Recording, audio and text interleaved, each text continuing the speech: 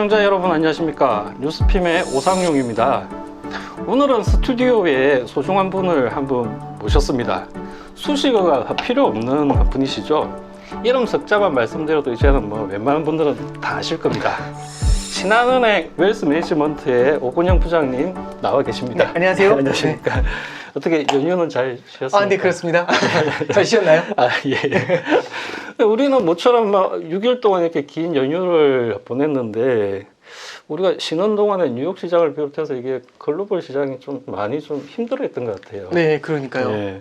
오늘은 이제 부장님께 가능한 한 많은 시간을 할애해서 시장 네. 이야기를 좀 듣도록 하겠습니다. 네네네. 자, 일단은 이게 미국 국제시장 이야기도 좀 해봐야 될 것 같고요. 일단 외환시장, 원유시장 문제가 다 같이 맞물려 있는 것 같은데. 네네네. 일단 미국 국제시장 이야기부터 해야 될 것 같습니다. 네네. 한번 우리가 FMC부터서 이렇게 하나하나 풀어 나가야 될 것 같죠. 네네, 그렇죠. 이제 FMC도 FMC지만 그 이전으로 돌아가서 좀 봐야 될 게 뭐냐면, 너무 오랫동안 시장 참여자들이 너무 오랫동안 익숙해졌던 게, 그러니까 뭐든지 걱정할 거 없다. 결국엔 다 해결된다. 이 또한 지나갈 거다. 걱정하지 마. 다 해결해줬어. 이제 이런 생각이 되게 강했던 것 같아요. 그러니까 예를 들어 이런 거죠. 그러니까 뉴욕에 있는 빌딩에 한 사람이 이제 올라갔는데 충동으로 뛰어내렸는데 스파이더맨이 구해줘요. 또 뛰어내려 또 구해줘요. 계속 뛰었는데 계속 구해주는 데마다 그때마다 스파이더맨을 만난 거잖아요. 그래서 한 6번째 구해줄 땐 같이 셀카도 찍고 너무 좋았던 거죠. 그래가지고 10번인가 뛰어내릴 때마다 구해줬거든요.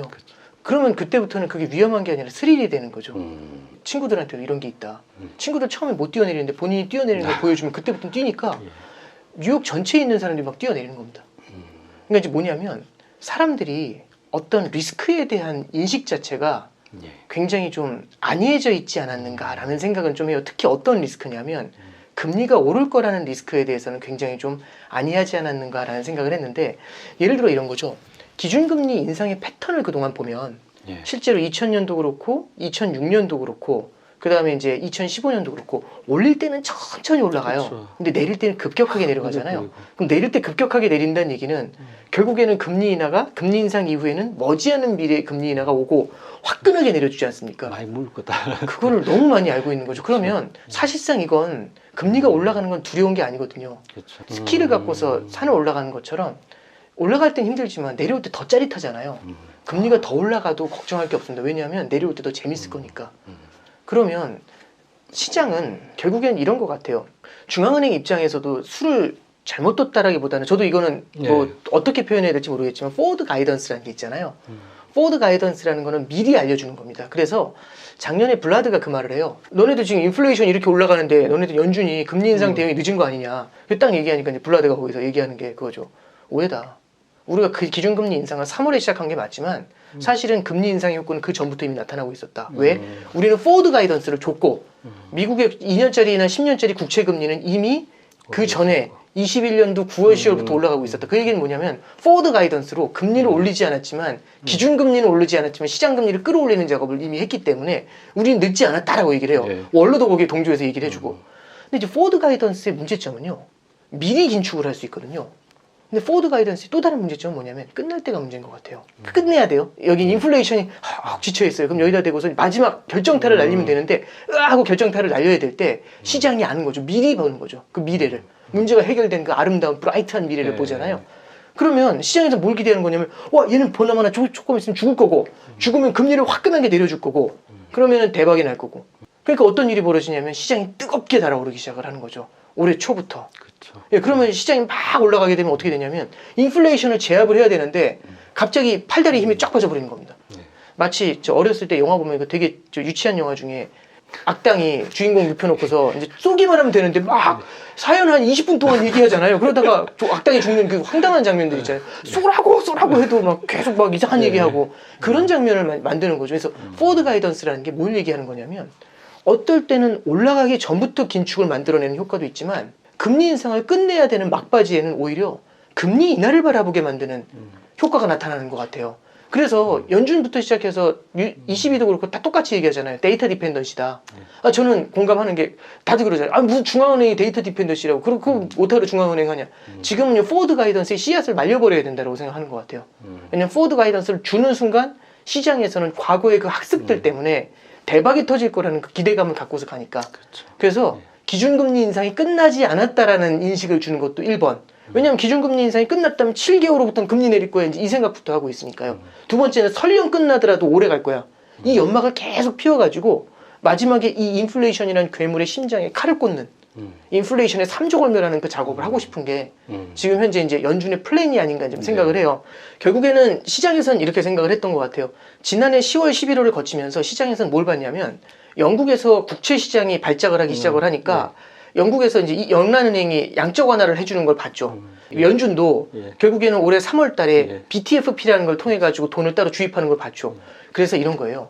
22년도에는 계속 흔들렸던 게 뭐냐면 시장이 흔들렸던 게 성장을 인질로 딱 잡은 거죠. 이게 성장 꺾인다 하면서 인질로 잡아 금리 인상 너 못해 이렇게 했는데 이게 안 통했던 거잖아요. 그런데 그때부터 뭘 본 거냐면 금융 안정, 금융 시스템 안정을 인질로 잡고 칼을 겨누면 연준이라는 저 친구가 눈빛이 흔들리는 걸 본 거죠. 그래서 이걸로 올해 다 해먹은 거죠. 정말 화끈하게 해먹었죠. 그래서 올해 상반기에는 다들 그 생각한 것 같아요. 금리는 내려올 수밖에 없어. 금리는 내려올 거야. 너무 높잖아. 이 논리거든요. 너무 높으니까 내려온다. 그리고 이 상태로 가면 다 힘들어. 그러니까 내려올 거야. 이 생각이 너무 강했던 거죠. 그러면 자산시장이 뜨겁게 반응을 하고 자산시장이 뜨겁게 반응하니까 소비가 이어지게 되고 소비가 이어지게 되니까 경기 침체가 오질 않으면서 밀려나가죠. 그러면서 고용시장이 계속 탄탄하게 버티는 그런 모습들이 좀 이어지는 모습들 이런 건 이제 우리는 볼 수가 있었던 겁니다. 그러면 참 아이러니한 거죠. 올해는 경기 침체 나오는데 금리는 바닥에 붙어 있는 거죠. 그리고 인플레이션은 사실상 유가의 효과, 전략 비축률을 팔면서 유가의 효과 때문에 쫙 밀려 내려오니까 끝났어. 게임 끝났어. 이제 브라이트한 미래만 기다리고 있어. 그걸 시장이 미리 한 거죠. 그래서 금리가 이만큼 내려올 거라는 걸 미리 땡겨서 시장에선 주식을 끌어올리면서 이제 반응을 했었던 그런 케이스입니다. 그래서 연준 자체는 기준금리 인상을 안 하게 계속하겠다고 버티고 있으니까 2년짜리 금리는 안 내려오는데 장기 금리는 주저앉아 버리는. 그래서 장단기 금리 역전이 110bp까지 벌어졌잖아요. 110 맞죠? 아마 120까지 갔나요? 네, 그 정도까지 벌어졌잖아요. 근데 지금 상황은 뭐냐면 연준의 기준금리 인상은 사실상 거의 마무리인 것 같아요. 한 차례 더 하거나 여기서 한 차례를 더 하더라도 어쨌든 그게 맥스일 것 같고 그럼 여기가 맥스가 된다라면 그 다음에 뭐냐면 요 밑에서 주저앉아 있는 장기금리는 어떻게 움직이냐는 건데 연준이 기준금리 인상을 할 수 있는 룸이 크지가 않으니까 2년짜리 금리는 위쪽에서 크게 움직이지 못하지만 이 장기금리 10년짜리 장기금리는 결국에는 금리가 나중에 금방 내려올 거라는 걸 반영하면서 내려와 있다가 아닌가 하면서 밀려 올라오는 요즘의 상황이 딱 그런 네, 그렇죠. 그래서 장단기 금리의 역전이 일반적으로 그 생각을 한 거잖아요.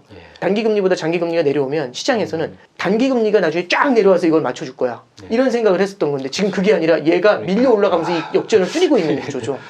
이 참 아이러니한 것 같아요. 그래서 장기 금리가 뛰는 건 결국에는 눌려있던 게 누르고 있었던 걸 탁 트니까 이게 튀어오르는 거고. 너무 앞서 나갔던 그렇죠. 기대들이 이제 약간 좀 되감기고 있는. 근데 이제 여기서 뭐가 붙는 거냐면 저도 이제 많이 좀 바라보는 게 심리가 되게 중요한 것 같아요. 제가 막 유치한 비유를 막 드는 이유가 이게 결국에는 사람들이 만드는 거라서 이 심리라는 게 되게 중요한데 이 심리라는 것 중에도 뭐가 있냐면 얼마 전에 그 제주도에 바닷가 갔다가 이제 바닷가를 보면서 파도 치는 걸 보는 거죠. 근데 이제 어디 서 있냐면 보통 파도가 치기 바로 파도가 못 올 지역에 딱 서 있잖아요. 바로 앞에 가장 바닷가엔 가깝지만 파도에는 못 오는 그 위치에 서 있잖아요.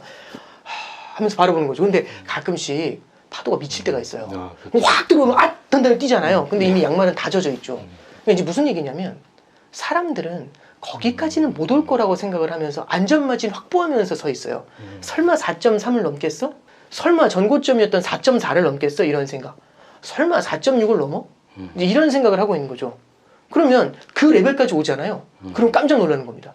근데 이제 또 여기 뭐가 붙냐면 깜짝 놀라지만 바이더 딥이라는 게 붙는 거죠. 바이더 딥은 뭐냐면 저점에 사면 쫙 끌어올려가지고 이 모든 걸 먹을 수 있어라는 이 심리 이게 굉장히 큰 건데 그러면 실제로 이런 거죠. 금리가 높지만 결국에 내려갈 거잖아요. 내려갈 금리지 않습니까? 그럼 정점이 어딘지 봐야지. 왜냐면 정점에서부터 내려오는 게 제일 시원하잖아요. 스키도. 금리가 예상했던 것보다 높게 뛰면 오늘이 끝이야. 오늘이 하면서 들어가죠. 얼마큼 왔다 하면서. 그러면 어떤 일이 벌어지냐면 예전에는요. 금리가 오르면 주가가 빠졌거든요. 이게 22년도 그림이에요. 근데 올해는 금리가 오르잖아요. 그럼 시장이 숨죽여서 가만히 있어요. 근데 금리가 오르다가 살짝 방향을 틀잖아요. 꼬리를 살짝 이렇게 올라가다 말잖아요. 그럼 고점이 하면서 쫙 밀어 올려요. 그러다 다시 뛰면은 아닌가? 그래서 살짝 꼬리를 넣으면 고점이 하면서 또 밀어 올려요. 그러니까 고점 찾기. 금리의 고점 찾기 게임이 너무 오랫동안 이어진 거죠. 근데 이게 고점이야 하는데 양치기 소년도 10번 넘게 틀리면 이거는 그러니까요. 네. 이건 양치기의 레벨을 넘어가잖아요. 네.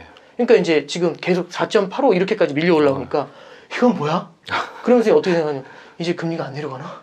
그러게요. 어쩌면은 예. 4.3, 4.4도 톨러런스로서 견디기 힘든 금리였을 수 있는데 이걸 훌쩍 넘어 있으면은 내려오더라도 이 밑으로 내려가기도 쉽지 않을 거라는 생각이 들잖아요. 그렇죠. 그럼 시장이 느끼는 거는 이미 너무 높이 올라온 거지 않습니까?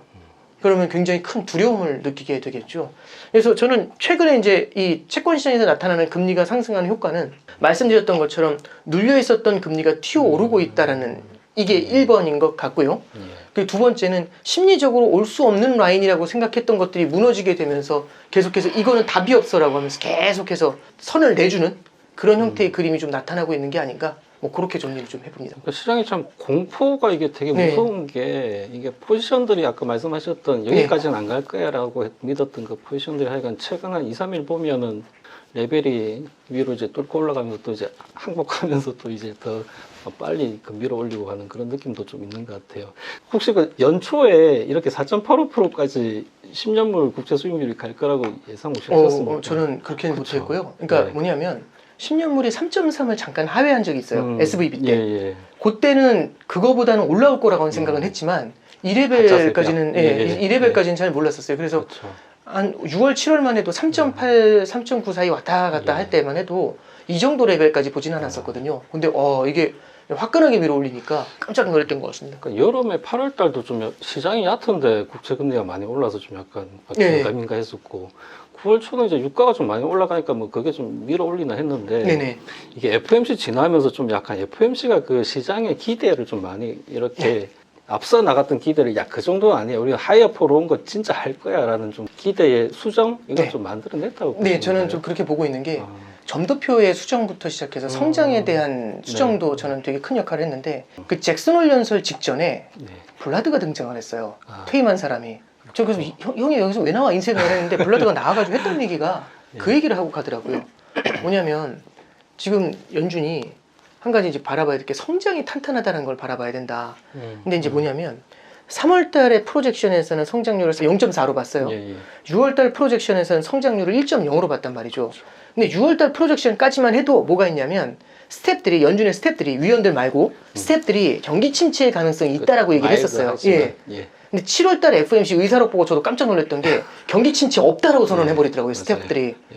그러면 사실상 1.0이라는 성장률은 6월 달에 전망했던 그 성장률은 이 경기 침체라는 시나리오를 머금은 그 성장률이잖아요. 그렇죠. 근데 경기 침체가 사라지면 이게 튀어 올라야 되잖아요. 그래서 블라드가 얘기한 게 그거예요. 음. 9월에 우리 성장률 전망이 올라가게 될 텐데 그거는 기준금리 추가 인상을 지지하는 요인이 될 것이다. 이렇게 얘기를 하면서 그 다음에 뭐라고 하냐면 근데 더 불안한 거는 지금보다 성장률이 더욱더 강해지는 모습이 뜨거운 경기가 나타나게 되면 그때는 기준금리를 한 번 더 인상해서 6%까지 할 수도 있는데 라는 얘기를 해요. 일단 저도 6%까지는 안 갔으면 좋겠고요. 여기서 이제 얘기한 게 뭐냐면 성장률 전망의 상향 조정은 사실상 11월이나 12월에 기준금리 추가 인상에 대한 가능성을 높이게 되거든요. 근데 이제 성장률을 2.1로 추가 인상, 전망을 높여버렸죠. 이거는 꽤 높은 거죠. 그러니까요. 실업률도 탄탄하게 올렸고. 예. 그러면 비둘기파들의 이 코를 납작하게 만드는 게 비둘기파들은 그런 거죠. 지금의 금리가 너무 높게 올랐고 이미 이게 후행적으로 효과를 나타내게 될 텐데 그걸 어떻게 알고 너희들이 지금 기준금리를 더 올린다고 해 이렇게 얘기를 했는데 본인들도 성장률 전망이 탄탄하다는 거 본인들도 인정했잖아요. 그렇죠. 그러니까 이런 거죠. 미래가 불투명하니까 금리를 더 올리면 안 돼 라고 얘기하면서 미래가 브라이트해 이렇게 얘기하면 앞뒤가 안 맞는 얘기잖아요. 그럼 비둘기파들이 밀리는 겁니다. 이러면 매파들이 힘을 얻게 되니까 예. 사실상 그래서 점도표를 보시면 한 차례 더 추가 인상에 거의 대부분이 다 8명 중에 12명이 찍었나요? 그렇게 이제 맞아요. 많이 찍었고 네. 그 다음에 저는 더 중요한 게 내년 거를 바라보면 내년은 5.1로 올라와 있어요. 이게 보면 6월 달에는 4.6을 찍었었거든요. 그렇죠. 6월 달에 4.6 딱 지켰을 때 위원들이 4.6을 평균을 찍었을 때 다들 뭐라고 했냐면 이거보다 절대 못 온다. 내년에는 이거 3%까지 내린다고 했었던 건데 4.6 오버하고 있네. 예. 그래서 믿지 마. 연방꿀. 연준이랑 반대로 하면 돼. 맨날 이 생각만 했던 거거든요. 예. 근데 지금 오늘 날짜로 보니까 지금 4.8을 찍고 있어요. 내년 말에 그렇죠. 내년 말에 4.75에서 5.0이 확률이 그렇죠. 제일 높아요. 예.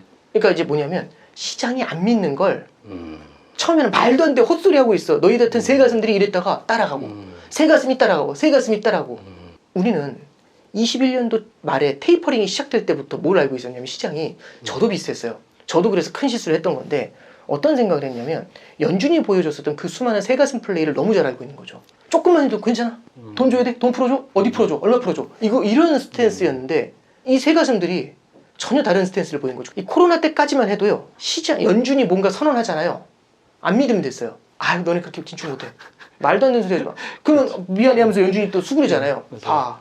엎드려. 돈 풀어줘. 그러니까 문제만 터지면 돈 풀어. 뭐 이러잖아요. 그렇죠. 이게 연준에 대한 스탠스였거든요. 그래서 항상 연준이 시장이 끌려가요. 그래서 이제 많은 분들이 나와서도 하시는 말씀이 분석하면서 하시는 말씀이 이런 거잖아요. 여태까지 보면 연준이 말한 것 그대로 된 거 하나도 없다고. 항상 시장한테 밀려왔다고. 그렇죠. 지난 10년의 패러다임을 보니까 항상 그 패턴을 보여줬던 거죠. 근데 21년도 말부터는 어땠냐면 테이퍼링 연내합니다. 말도 안 되는 소리 하지 마. 연내했어요. 11월에 시작했잖아요. 기준금리 인상 3월에 시작합니다. 아유 3월에 시작했잖아요. 그리고 자이언트 스텝. 오, 4번 할 거라고 못 믿었죠. 저 생각 못했어요. 그렇게까지는. 오버하고 있었는데 그랬는데 자이언트 스텝이 나오잖아요. 사실상 작년에 4.5까지 왔을 때 하는 거 다 왔어. 다 왔어. 더 올리잖아요. 다 왔어. 더 올리고. 다 왔어. 더 올리고. 다 왔어. 더 올리고. 지금 이렇게 온 거거든요. 그러면서 계속 연준이 점도표에 찍었던 거 오버하고 있어 따라가고 오버하고 있어 따라가고 오버하고 있어 따라가고 연준이 시장이 끌려가는 게 아니라 시장이 연준에 딸려와요. 근데 이번에 어떻게 했냐면 내년에 5.1을 딱 박아버리면서 딱 이렇게 얘기하는 거죠. 따라와. 50pp나 그냥 높여버렸어요. 예, 그러면 말겁니다. 내년에 내릴 게 그만큼 못 내린다는 건데 그럼 지난 6월만 해도 또 오버하고 있어? 이럴 텐데 이번엔 반응이 좀 달랐던 것 같아요. 예. 약간 시장이 느끼는 반응이 뭐지? 이 반응이 좀 있는 것 같아요. 예. 진짜 가나? 사실 6월만 해도 90대 10으로 절대 이렇게 못 가. 이런 사람이 90이었는데 지금은 제가 느끼기엔 40대 60인 것 같아요. 절대 이렇게 못 가가 40. 아닌가? 60. 왜냐면 이제 금리가 올라오는 것까지 보면서 그러니까 상대편이 점점 돌아서는 걸 보면서 나도 돌아서게 되잖아요. 이 군중 심리라는 게 있으니까 점도표에서 바라본 시그널이 되게 컸다라는 게 또 하나 있는 거고 마지막으로 이제 장기 롱거런을 찍었을 때 롱거런이 사실상 이제 중립금리가 되는 거지 않습니까? 중립금리를 2.5에 찍은 사람들도 있지만 여전히 2.5가 평균이긴 합니다만 3.5를 찍은 사람들이 있어요. 그리고 3.0을 때린 사람들도 있었고 그리고 전체적으로는 6월 달보다 전체 레벨이 살짝 올라와 있는 느낌이에요.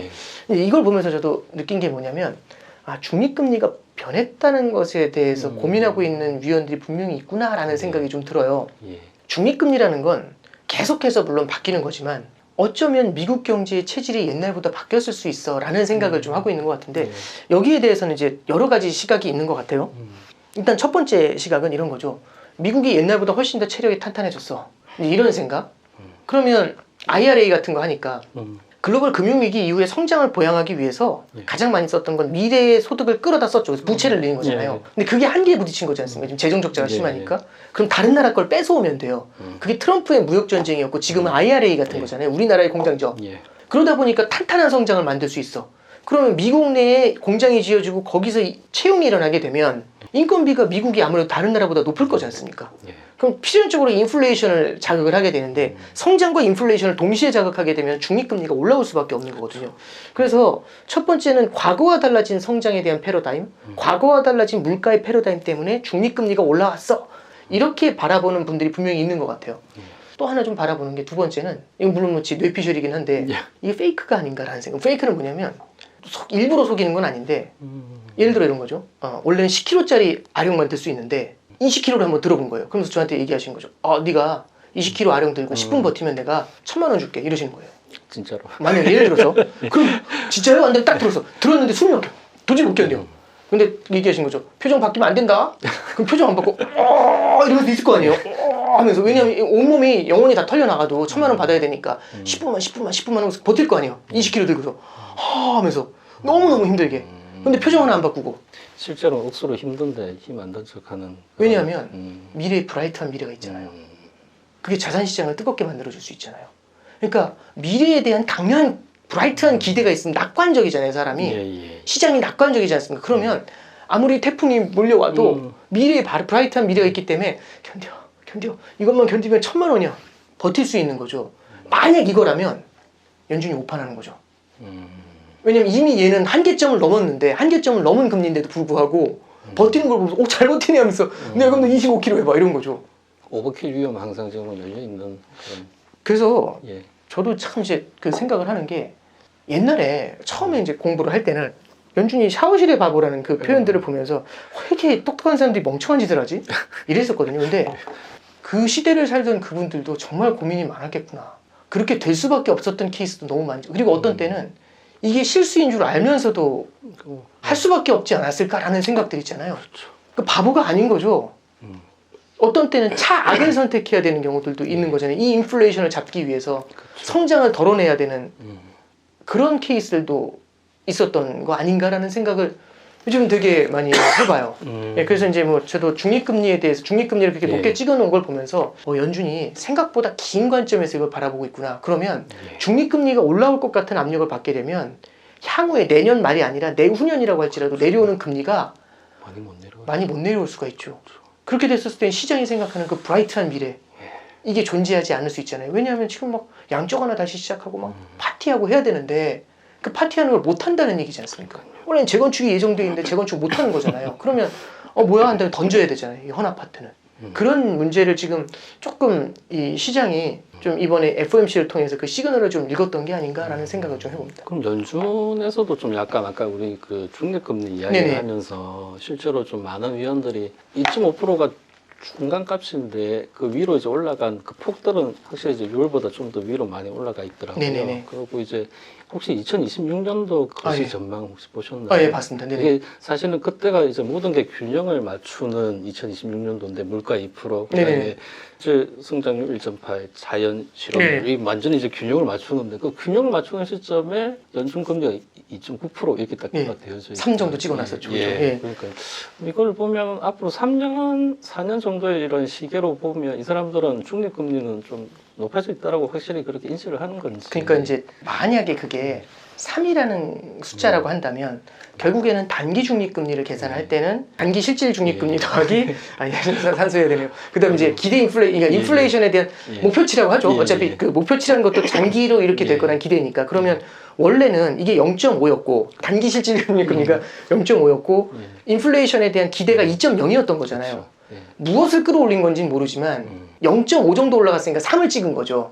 그럼 이제 인플레이션이 2.5로 간다고 보는 건지 아니면 실질 중립금리가 0.5에서 1.0으로 되는 거라고 보는 건지. 근데 3.5를 찍은 사람들도 있거든요. 그때 보면. 이런 것들을 좀 바라보면은 이 단기 실질 중립금리하고 인플레이션에 대한 기대치가 바뀐 것 같아요. 근데 여기다가 이제 이거는 단기잖아요. 그럼 장기 금리를 우리는 지금 논하고 있지 않습니까? 장기 금리는 여기다가 기간 프리미엄이 붙어야 되는데 기간 프리미엄이라는 거는 직관적으로 생각하면 이해가 쉬운 게 결국에는 뭐 하루 이틀 빌려주는 게 아니라 10년을 빌려주는데 그 안에 금리가 올라갈 수도 있고 물가가 올라갈 수도 있고 난리가 날 수도 있잖아요. 그렇죠. 무슨 일이 뭐 파산을 할 수도 있고 무슨 일이 어떻게 일어날지는 모르는데 장기 금리에 대해서는 사람들이 바라보는 시각이 불안하니까 불안정하니까 더 프리미엄을 줘야 돼라고 해서 원래는 1년짜리 예금보다는 5년짜리 예금의 금리를 더 많이 줘야 되는 게 일반적인 커먼 센스잖아요. 그렇지만 이제 금융위기 이후에는 끝났어. 앞으로 물가 오르는 일 없어. 성장 오를 일 없어. 그냥 저금리 장기화야. 오히려 지금 금리가 제일 높아. 이러니까 오히려 단기 금리보다 장기 금리가 밑으로 내려와 있었던 거잖아요. 그럼 턴 프리미엄이 거의 없었다는 겁니다. 근데 이 턴 프리미엄이 그러면 어떻게 되나 생각해보면 미래에 대한 불안감이 만약 작용을 하게 되면 더 많은 보상을 요구하겠죠. 그럼 이제 이런 생각을 해보는 거죠. 성장에 대한 미래의 불안감이 있을까? 성장의 변동성이 예전보다 높아질 수 있다는 생각이 들어요. 그건 아까 말씀하셨던 뭐 IRA 듣고 리쇼링, 그렇죠. 리쇼링도 있고 설비 투자. 실제로 그렇죠. 2분기 성장률을 보면은 설비 투자 항목이 상당히 이렇게 많이 빠르게 들었다. 원래 IRA 효과 이런 거 잘 안 믿었는데 저도 안 믿었어요. 설비 투자를 보면서 그건가? 깜짝 놀랐어요. 저도 꽤 많이 놀랐거든요. 그리고 이제 GDP 나우에서 막 오 이렇게 찍을 때 미쳤어 이렇게 생각했는데 꽤 탄탄한 성장이 맞나? 이 생각을 좀 했었거든요. GDI가 밑으로 갔다 다시 끌려 올라오잖아요. 그렇죠. 그런 걸 보면서 제가 이게 그 효과가 있는 건가? 라는 생각 아직 저도 물론 그게 데이터를 통해서 나온 게 아니기 때문에 저도 반신반의하는 부분은 있지만 만약에 그럼 성장에 대한 변동성이 높아질 수 있다는 게 1번 두 번째는 물가의 변동성이 높아질 수 있을까? 있다고 생각합니다. 그리고 장기적으로 미국이라는 친구가 채무를 더 확 늘려버릴 가능성도 있겠죠. 이 채무자를 믿을 수 없는 일들도 벌어질 수도 있잖아요. 이게 턴 프리미엄을 끌어올리는 요인이 되는 거 아닌가라는 생각? 그렇죠. 그러면 이게 또 약간 모순적인 수도 있지만 돌고 도는 것일 수 있지만 단기 실질 금리하고 중립 금리하고 인플레이션 타겟이 움직이잖아요. 이게 변동성을 만들면 턴 프리미엄을 끌어올리게 돼요. 2% 물가 목표도 혹시 뭐 손을 뗄 거라고 그렇게 보시나요? 결국엔 되겠지만 지금은 아니라고. 지금은 아니고. 지금은 될 수가 없는 게 여기서 돼버리면 난리가 나겠죠. 인플레이션을 이게 물가가 너무 어려워질 것 같아요. 잡기가 훨씬 더 힘들어질 것 신재물 같아요. 수익률이 한 5%, 5.5%까지 예, 넘어갈 수도 있을 것 같아요. 그래서 지금은 그거 건드리려고 하지는 못할 것 같아요. 무서워서라도. 그럼 이게 그 말씀은 인플레이션을 2%까지 낮추려고 뭐 애를 써봤는데 네. 이거는 이제 우리 안 된다 해서 그냥 2.5나 3% 이렇게 언젠가는 올릴 거다라고. 네, 저는 하시는 그렇게 거죠. 생각을 합니다. 결국에는 근데 이제 그러려면 만약 그게 전환이 되려면 일정 수준의 경기 침체가 전제가 돼야 될 거라고 보고요. 그리고 인플레이션도 내려오긴 내려오는데 예를 들어서 진짜 너무너무 스티키한 것 때문에 2.1에서 팍 떨린다든지 요럴 때는 이 정도면 어느 정도는 인플레이션에 대한 두려움은 제압을 한 것 같은데 네. 이거 잡으려고 하면 오히려 인플레이션에 대한 예. 기대를 누르는 것보다 성장을 희생하는 비율이 훨씬 더 크니까 예, 그렇죠. 이제는 바꿔도 될 것 같아요. 그러면서 2.5나 3.0으로 바꿀 수는 있다고 봐요. 근데 지금은 아니라고 생각을 합니다. 지금은 아니고. 네네.